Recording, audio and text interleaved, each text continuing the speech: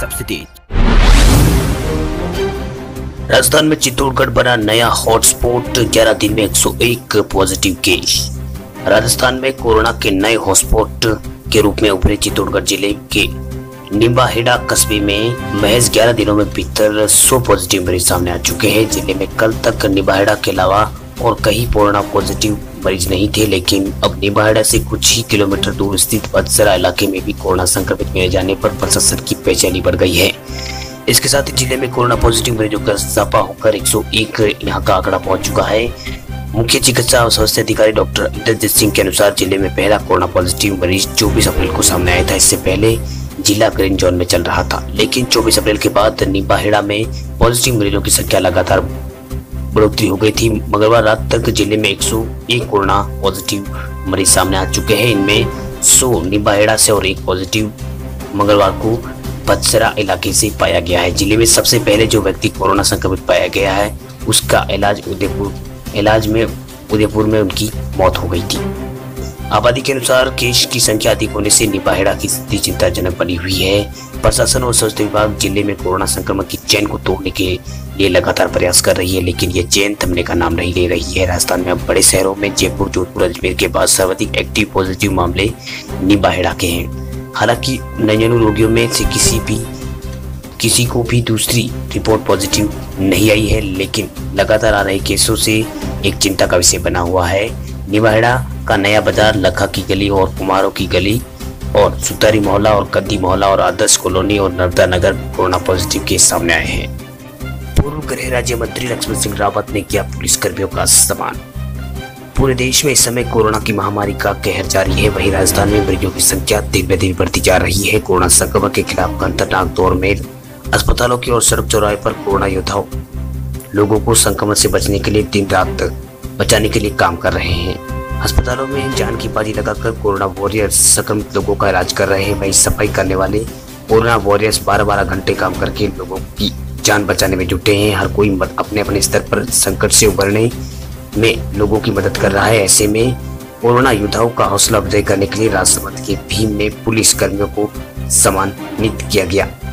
यहाँ पूर्व राज्य गृह मंत्री लक्ष्मण सिंह रावत ने पुलिस कर्मियों को सम्मान किया। देवगढ़ और दिव्य पुलिस थाना पर पुलिस कर्मियों पर पुष्प वर्षा कर सम्मान किया गया। लॉकडाउन की अवधि में सराहनीय सेवाओं के लिए यह सम्मान किया गया है। कोरोना महामारी के बीच दे रहे पुलिस कर्मियों को कोरोना वायरस महामारी के बीच दे रहे पुलिस कर्मियों को अपनी सेवाएं इस समय वो दे रहे हैं। लॉकडाउन का असर, राजस्थान में 17 मई तक टली बोर्ड परीक्षाएं। कोरोना के संकट की मार से राजस्थान में बोर्ड की परीक्षा भी अछूती नहीं है। 10वीं और 12वीं बोर्ड के बचे हुए पेपर अब दोबारा कराने को लेकर उम्मीद बनी थी, वे भी लॉकडाउन पार्ट 3 में लागू होने के साथ ही खत्म हो गई है। फिलहाल 17 मई तक परीक्षा को दोबारा आयोजन की कोई उम्मीद नहीं है। इससे पहले लॉकडाउन पार्ट 2 के दौरान शिक्षा मंत्री गोविंद सिंह डोटासरा ने बोर्ड अध्यक्ष से उम्मीद जताई थी कि 3 मई के बाद परीक्षा को दोबारा आयोजित कराने के लेकर निर्णय लिया जा सकता है। केंद्र की ओर से जारी जिलों की सूची में प्रदेश के 8 जिले रेड जोन में शामिल हैं। इनमें राजस्थान बोर्ड का मुख्यालय वाला जिला अजमेर भी शामिल है। इस लिहाज से अब 17 मई तक बोर्ड की बची हुई विषयों पर परीक्षा टल गई है। साथ ही अब इन परीक्षाओं को वापस कराने को लेकर उच्च स्तरीय मंथन चल रहा है। बोर्ड के सामने बची हुई विषयों की परीक्षा कराने को लेकर कई चुनौतियां हैं, जिसमें सबसे बड़ी सोशल डिस्टेंसिंग के साथ परीक्षा केंद्रों को लेकर भी स्थानीय प्रशासन की ओर से क्वारंटीन सेंटर यहाँ को बना दिया गया है। इस लिहाज से बोर्ड परीक्षाओं को बड़े पैमाने पर बदलाव कराने होंगे। मौजूदा हालात को देखते हुए यहाँ बदलाव कितने कारगर साबित हो सकते हैं, इसको लेकर अधिकारियों से ही एक राय नहीं हो पा रही है। वही बोर्ड की 10वीं और 12वीं की परीक्षा में 20 लाख से ज्यादा परीक्षार्थी पंजीकृत है। ऐसे में बोर्ड जल्दबाजी में कोई फैसला लेकर बड़ा जोखिम मोल नहीं लेना चाहता है। बोर्ड कई विकल्पों पर विचार कर रहा है, साथ ही राज्य सरकार से मिलने वाले निर्देशों का भी इंतजार कर रहा है। बोर्ड की 10वीं की परीक्षाओं में 2 महत्वपूर्ण पेपर होने बाकी है, जिसमें गणित और सामाजिक विज्ञान शामिल है। वहीं 12वीं के 1 दर्जन से ज्यादा पेपर अभी बाकी है। राजस्थान के डिप्टी सीएम सचिन पायलट ने मोदी सरकार पर बोला हमला, पूछा राज्य सरकारों को वित्तीय मदद अब तक क्यों नहीं। राजस्थान के उप मुख्यमंत्री सचिन पायलट ने केंद्र सरकार पर निशाना साधा है। देश भर में कोरोना संक्रमण के मामलों में तेजी से वृद्धि हो रही है। कोरोना संक्रमण को रोकने के लिए सरकार ने देश भर में 17 मई तक लॉकडाउन की घोषणा की है। लॉकडाउन की वजह से देश में आर्थिक स्थिति बहुत कमजोर हो गई है।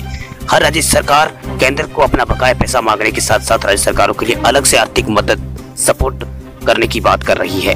राजस्थान के डिप्टी सीएम सचिन पायलट ने इस मामले में कहा है कि अन्य देशों की तुलना में भारत की केंद्र सरकार द्वारा प्रदान की जाने वाली वित्तीय सहायता बहुत कम है। इसके साथ ही उन्होंने नरेंद्र मोदी सरकार को चाहिए कि वे राज्य सरकारों को जरूरतमंद लोगों को जल्दी ही पैकेज की घोषणा करे।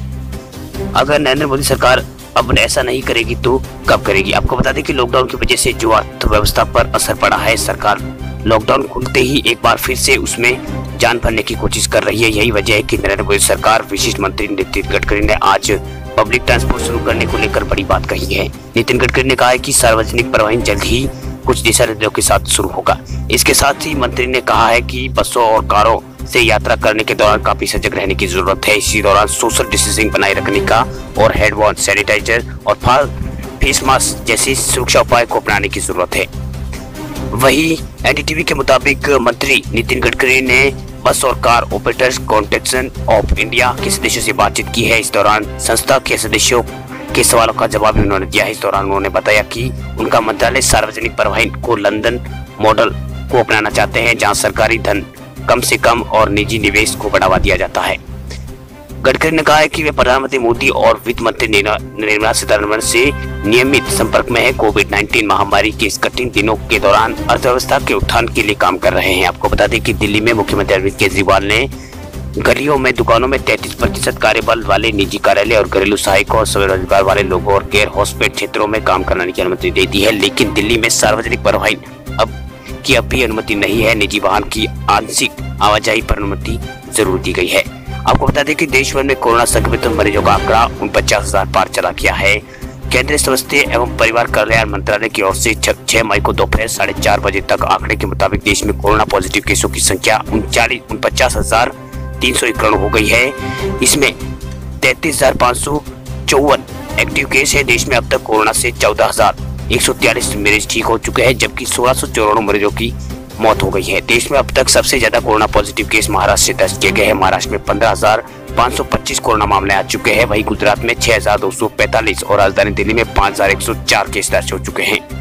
राजस्थान में 17 लाख लोगों ने कराया पंजीकरण, सीएम बोले पहले श्रमिकों को लाएगी सरकार। राजस्थान में आने वाले मजदूर और प्रवासियों के लिए 14 दिन तक क्वारंटाइन में रहने के निर्देश दिए गए हैं। राजस्थान में अब तक 17 लाख लोगों ने अपना पंजीयन करवाया है, जिसमें राजस्थान आने वालों की संख्या 10 लाख है और 7 लाख राजस्थान से अन्य राज्यों में जाने वाले लोग हैं। मुख्यमंत्री अशोक गहलोत ने कहा है कि पहले मजदूरों को लाया जाएगा, इसके बाद प्रवासी राजस्थानियों को लाने की पहल सरकार करेगी। वहीं सभी अधिकारियों और जिला कलेक्टर को निर्देश दिए गए हैं कि भारत सरकार और राज्य सरकार की गाइडलाइन की पूरी तरह पालना हो।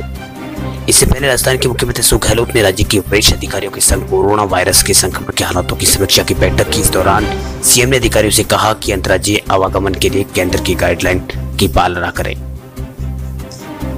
वहीं सीएम ने कहा है कि फंसे हुए श्रमिकों के अलावा अन्य प्रवासियों भी धैर्य रखें। राजस्थान में आने वाले ऐसे लोगों को 14 दिन के लिए आवश्यक रूप से क्वारंटाइन में रहना होगा। मुख्यमंत्री अशोक गहलोत ने जिलाधिकारियों को निर्देश दिए हैं कि दूसरे राज्यों से आने वाले लोगों को उनके गृह जिले में क्वारंटाइन में रहने की सख्त निगरानी की जाए।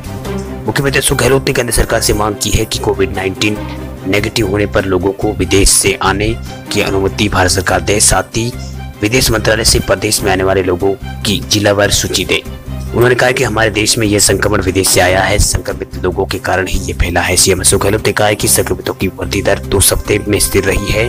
वृद्धि दर 21 अप्रैल से 5 मई के बीच 2 सप्ताहों में स्थिर रही है। राजस्थान में संक्रमण की डबलिंग रेट अब 16 दिन हो गई है। राष्ट्रीय औसत 12 दिन से कम है, लेकिन हम लगातार सतर्क और हमें सावधान रहना चाहिए।